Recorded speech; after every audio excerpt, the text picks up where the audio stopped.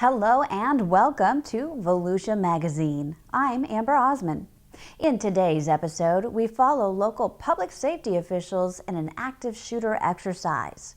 Watch as the first wall of the new Tanger Outlet Mall gets put in place and see hundreds of local vets receive their Governor's Veterans Service Award.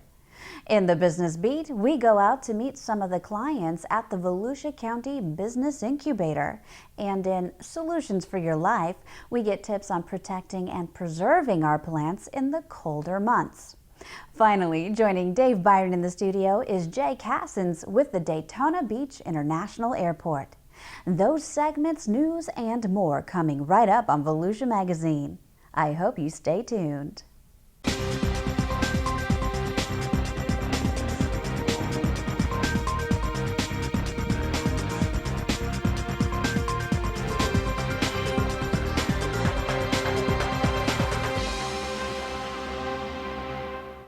With active shooter situations becoming more common across the country, local law enforcement officials are stepping up training efforts to provide rapid and effective response. The Daytona Beach Police Department recently had the help of community volunteers as the agency took part in a staged active shooter scenario in the Ocean Center's arena. Law enforcement officials never can be too prepared, especially for situations as dangerous as an active shooter. They must conduct security assessments, focus on communications and interagency cooperation, and develop incident plans. Based on training and experience, officers must make split-second decisions in identifying shooters in an often chaotic situations. The exercise was staged by the county's Emergency Management Division, Ocean Center, and Daytona Beach Police Department. It just made sense with what's going on in our society that we take a look at the fact that this could happen at the Ocean Center. Each agency can train their own people in a fairly sterile environment, in a training classroom or something like that. But until you actually go out and train in the environment, the place where you think it's going to take place, and you coordinate that training with other agencies that would also be involved in responding, that's when you start getting a good end product that you can look at and say, yes, we're prepared, or we need to tweak this training a little bit more in this area or that area. And everybody was on board. And it's just a perfect example of the entire community working together seamlessly in order to see to it that we're prepared for things that we hope, frankly, don't ever happen. 30 volunteers from the Red Cross and other agencies played the roles of wounded and fleeing people at a concert as police officers made their entry into a dark and noisy environment. In two staged incidents, officers identified and stopped the shooter with rubber bullets. Well, each evaluator has different things they're looking for. Those evaluating the police officers are actually looking to see whether or not they are following the training that they received.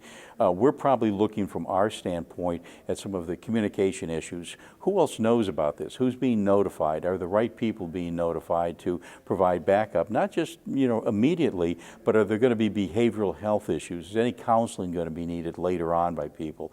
The kinds of things that we would need to plan for a little bit longer range. The active shooter exercise was part of Volusia County Emergency Management's ongoing efforts to prepare first responders and the community for potential disaster. Future exercises will incorporate evac, fire rescue, and other first responders.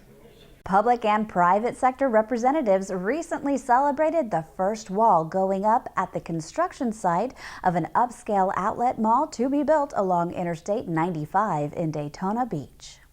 Hello, Daytona Beach. Y'all are doing just great. We're so happy to have you. I tell you this, we've done this for many, many years with groundbreakings, wall raisings, grand openings. This is about the best group we've ever had. So let me just say thank you. Tanger Outlet Mall is a $100 million project that will include 80 leading brand stores on 39 acres that are part of the new Tomoka Town Center. Last July, the Volusia County Council approved a $2.25 million grant to the Tomoka Town Center, which is contingent on performance benchmarks and matches a similar grant provided by the city of Daytona Beach. The county's grant will be used for public infrastructure at the site, such as roads, sidewalks, and stormwater management. The construction phase of this project will bring more than 400 good-paying jobs to the area. And when the center is built, we'll employ about 800 of your neighbors in permanent and full and part-time retail management jobs and sales positions when it opens later this year. 3, 2, 1. There you go, the first wall of Tanger Outlets. Well, Volusia County and the city of Daytona Beach have been extremely professional. They're the group that runs the county and runs the city have been helpful, supportive. So that's part of the puzzle to get a project like this built. We researched Daytona Beach for about 2 years. There's no retail product like this in the marketplace. We feel Central Florida, particularly the coast in Central Florida, the East Coast, will support us. Local residents no longer have to drive to St. Augustine and don't have to drive to Orlando. You can stay right here, save money on gas, and help the environment and go shopping. We've done this many times before.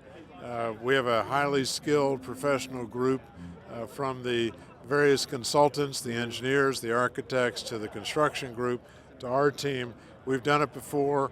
We'll certainly be able to be open. And if the weather stays like this, we may be open a little earlier. The mall is projected to generate more than $7 million annually in tax revenue and create several hundred jobs. Florida Governor Rick Scott recently honored more than 300 local veterans and thanked them for defending freedom around the world. The veterans, representing every war since World War II, turned out for the ceremony at the National Guard Armory in DeLand, where they received the governor's Veterans Service Medal. Governor Scott told the appreciative crowd the medal serves as a testament of thanks from Floridians everywhere. And if you think about going back, whether it was the Second World War or any of our wars, you know, men and women come back and they're not thanked a lot.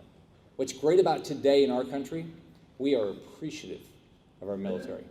We know that our freedoms, our rights are all dependent on men and women serving and willing to put their lives at risk. So the most important thing we can all say to you today is thank you for your willingness to put your life at risk.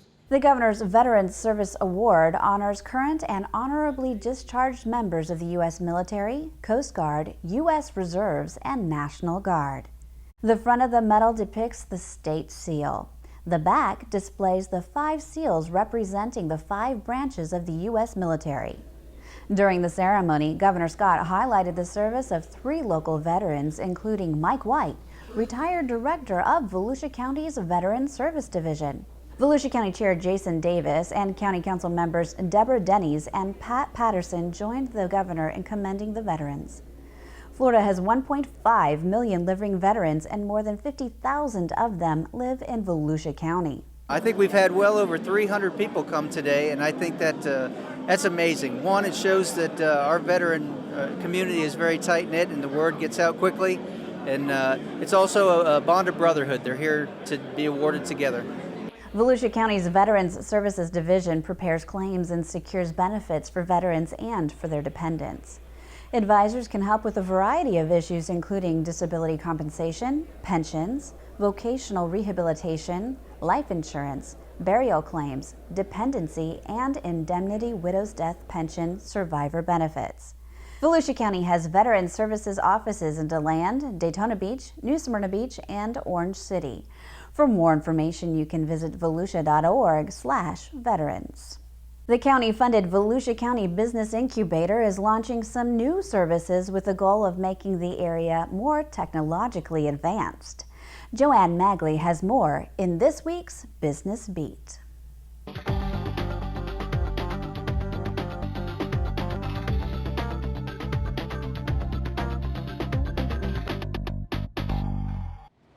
The Volusia County Business Incubator is managed by the University of Central Florida Business Incubation Program, and it's regarded as a national leader in business incubation.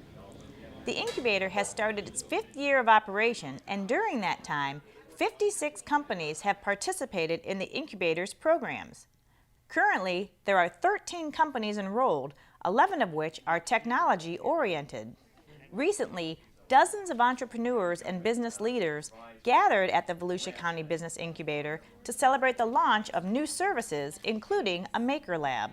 We brought in the Delta printers in there and different form of 3D printing. There will be liquid printing where we call it the Maker Juice. It's like a printing metallic paint that will draw objects from the liquid as it. So there's a wow factor, and it's a science fiction turned into science fact. One of the products in the Maker Lab is a 3D scanner, which can render a 3D model, which can then produce a 3D statue.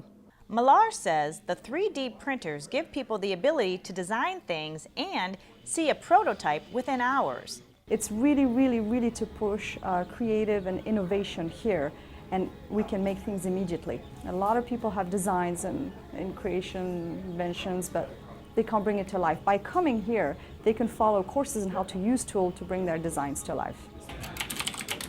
Ryan Paiva has been a client at the incubator since August of 2015. He's a web developer and has been in business for more than 10 years. He joined the incubator to gain assistance with networking, but he will also be teaching web development classes there. There's really a ton of business in Volusia County. A lot of it's moving to Orlando because there isn't tech talent here. So what she wanted was to train new developers, to have more talent, to attract more customers to Volusia County, and to make the UCF Business Incubator known for being the place to go if you need anything technical, you need to build something, you've got a startup idea, come to the UCF Business Incubator. The first class will be 4 weeks long, and Paiva says students don't need to have a technology background, just a love for computers and the web. The goal is to, over the next 6 months after they take the class, for them to gain real-world experience. We can keep partnering them with more people that need that kind of more simple website. And as time goes on and they get bigger and bigger skills by virtue of just doing it, they'll be able to take on bigger and bigger clients. The web courses are free for 16 students, funded by CareerSource Flagler Volusia. The end goal? Creating a larger pool of talent right here in Volusia County. We want to make sure that if businesses in Volusia County, particularly startups and entrepreneurs, have ideas that they want to build, that they get them built here and not in Orlando or Jacksonville or other larger cities that probably have larger scenes for technical talent. For the Business Beat, I'm Joanne Magley. How your garden grows depends heavily on the weather. Horticulturalist Joe Sewards explains how we can care for our landscape and gardens in the ever-changing Florida climate.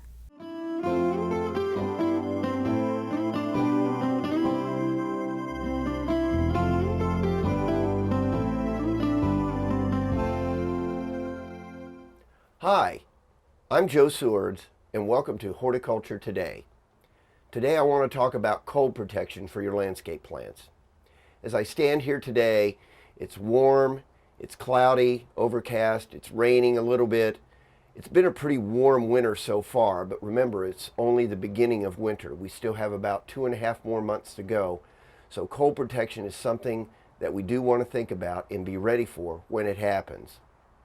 I'd like to talk about 5 tips for protecting your landscape plants.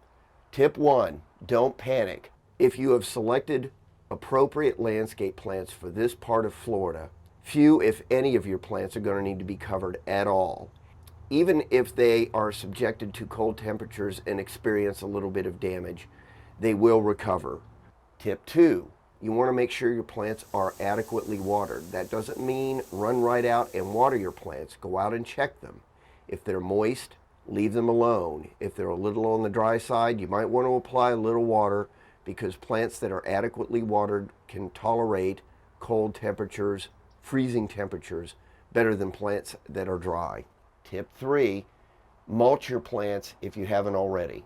Mulch accomplishes many things in the landscape, not the least of which is it preserves soil moisture and it acts as an insulating barrier against cold temperatures to protect tender surface-rooted plants.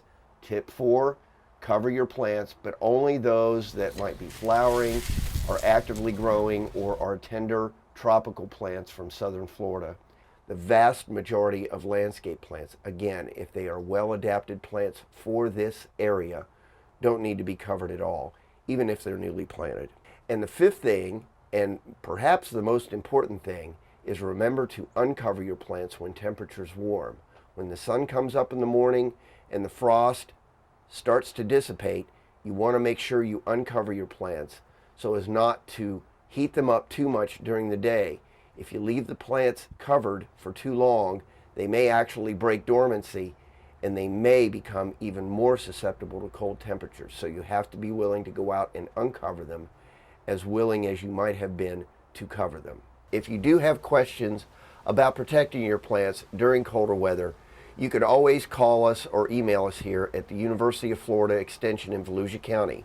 Our email address is mastergardener@volusia.org, or you can call us here at the office at area code 386-822-5778. For Horticulture Today, I'm Joe Swords. It's time to go into the studio and join the Director of Community Information, Dave Byron, and his guest, Jay Cassens from the Daytona Beach International Airport. Well, thanks, Amber, and hi, everyone. You know, the news at Daytona Beach International Airport, very positive these days. About 500 people were at the airport on January 7th to celebrate the inaugural flight of JetBlue Airways, which now flies nonstop between Daytona Beach and New York's JFK Airport. And the passenger traffic numbers for 2015, therein another very positive. So today we'll catch up on what's going on at Daytona Beach International Airport. Our guest in the studio is Jay Cassens. He's the Director of Business Development at Daytona Beach International Airport. Jay, how you doing today? Good. I'm doing well. Thanks, Dave. Hey, let's start with a broad picture. As you look at the commercial airline industry today across the U.S., what's the state of affairs these days? Well, the airline industry is having a record year this year. It's just been outstanding across the board for the airline industry. You know, right now they're through 3 quarters in 2015. They, you know, for net income, they're at about $17.9 billion. Unbelievable. Which is just unbelievable. The record previously was 2006 when they made $16 billion. Wow. And through 3 quarters, they've already surpassed that. So they're really doing good. And there's many factors involved with that. You know, lower fuel cost, higher demand. Right. They're filling the seats at a far greater rate than they did 10 years ago. You have the national average for the load factor is 86%. 10 years ago it was 77%. Really? Yeah. And also too, the airlines are, as you know, charging more for the things that used to be free. Right. You know, early check-in, early boarding, baggage fees. All of that has added up to $3.5 billion in additional revenue for the airlines this year. Wow. So. You know, Jay, you know, we've talked about this in the past, and that is, you know, the airline industry has basically been compressed into, you know, a handful of mega carriers these days. Do you think that plays into the higher load factors and the record profit? Is that, I mean, they're squeezing the inventory of seats? Absolutely. You have really less competition now. Right. You have more airlines controlling a higher percentage of the total travel in the United States. You've really got 4 carriers that control 87% of all U.S. air travel. You've got United Airlines, American Airlines, Delta, and Southwest Airline. They control 87% of all the routes flown in America. Unbelievable. So when you have only 4 carriers that control the majority, they're able to squeeze the most out of every flight, and they're able to cut capacity, trim the fat in the cities that aren't doing so well. Right. So what does that mean for the air traveler? That means less options, sometimes higher fares, and in some cities, you know, reduced air service. You know, Jay, let's look at the picture at Daytona Beach International Airport. You know, we've just closed the books on 2015. As you look at the travel numbers out of Daytona Beach, my understanding is they're up. Yes, you know, for the last 2 months, in November and December, we saw increases year over year. Most recently, December, we saw a 2.5% increase year over year, which is very positive. Right. In November, we saw, you know, roughly 3% increase. Year over year, we're about flat right now. But you know, with the addition of JetBlue and the increased capacities with the other carriers, specifically Delta Airlines, we expect to see more increases in the new year. Well, you know, speaking of JetBlue, you know, they flew into the airport on January 7th. An unbelievable turnout from the public, packed the second floor, and I think that JetBlue was legitimately taken by the community support that they received. You know, looking now that the grand opening is out of the way and that sort of thing, you know, what do we think the impact of JetBlue will be?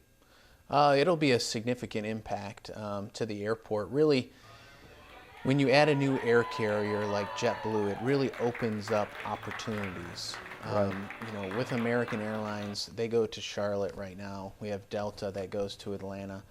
We now have JetBlue that goes nonstop to JFK. I think with the addition of JetBlue and the other you know, options that they may provide in the future, you may be looking at Boston, Puerto Rico, and even more in the future. So really you open up opportunities for additional air service beyond what the current air carriers are doing, Delta and American Airlines. Not to leave out our other two carriers. You know, Delta's been with Daytona Beach International Airport, I think it was something like 36 years, something to that effect. They're a signature carrier, you know, kind of, you know, the steady Eddie that's been with us, you know, through the good and the bad. And now, of course, we have American. So you have two of the largest airlines in the world flying in and out of Daytona Beach. How are they doing? Delta's doing great. You know, their average load factor is well over 90% every year. During the year, we had 1 month where they were 98, 99% load factor. We hope to see Delta continue to increase the capacity like they have over the last couple months. You know, now what's interesting about Daytona Beach International Airport is that we have the largest airline by revenue, American Airlines. We have the largest airline by passengers carried at Delta Airlines. And now we have JetBlue, which is the highest rated in customer service for a low-cost carrier. So any way you look at it, that all adds up to positives. You know, Jay, you know, one of the things that you and your staff are doing at all times is trying to increase air service at the airport. You're always trying to talk to other airlines and trying to talk to the existing carriers into more service and so forth.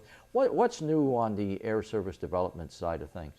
Well, now that we're past the JetBlue inaugural flight, we're going to get back on track and you know, really go after some other air carriers, trying to get American Airlines to expand possibly to Dallas, Miami. Right. We would like to see you know, United potentially come in here, so we'll be talking to them. You know, Frontier is always a potential in the future, WestJet. So there's going to be a lot of conversations that are going to be had here in the next month or so. In February, there's actually an air service development conference coming up where airport and airline folks can get together and talk about potential.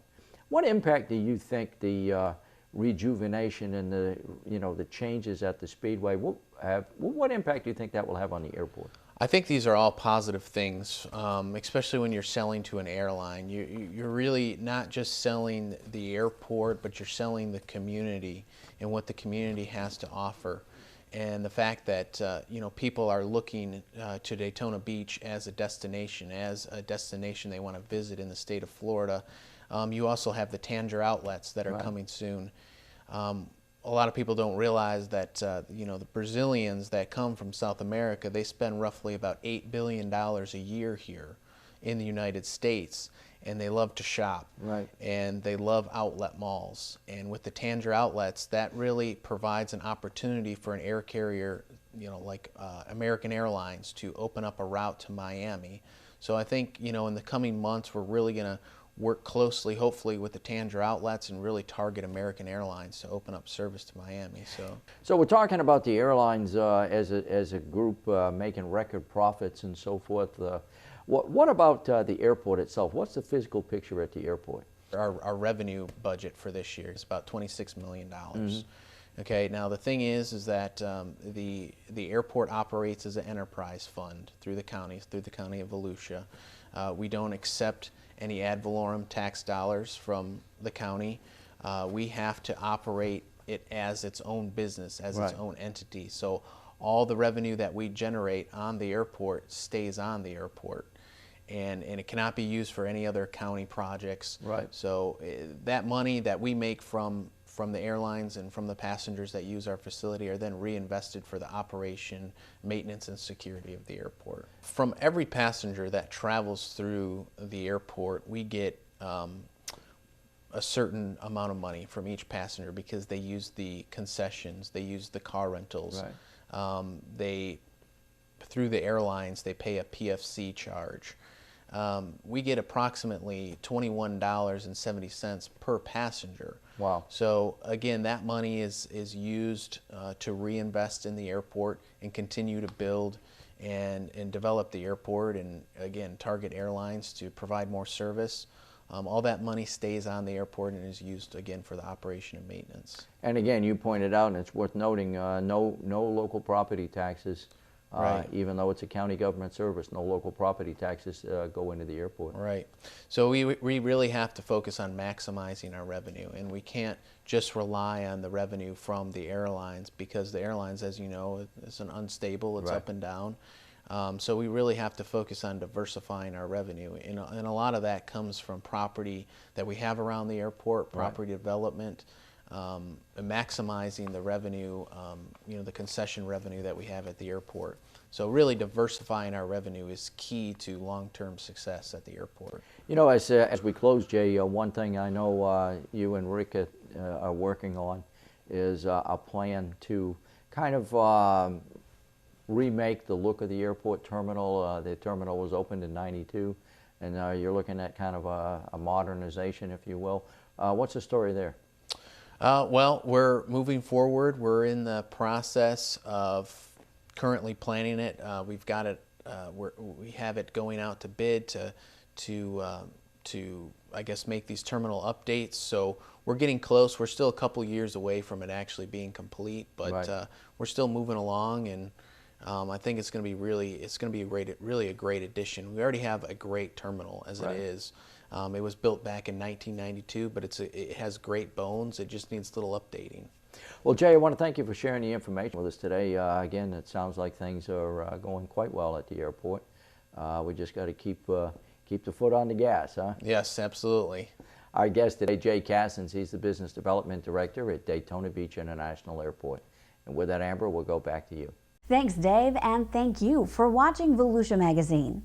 If you have any questions about the show, you can feel free to give us a call at any of the numbers you see listed here, or you can log on to volusia.org and click on the News tab at the top of the screen to find us. Incidentally, you can find the County Council meeting calendar there too. In fact, you can use volusia.org to find out about meeting dates, workshops, topics of interest, activities, and how you can become involved.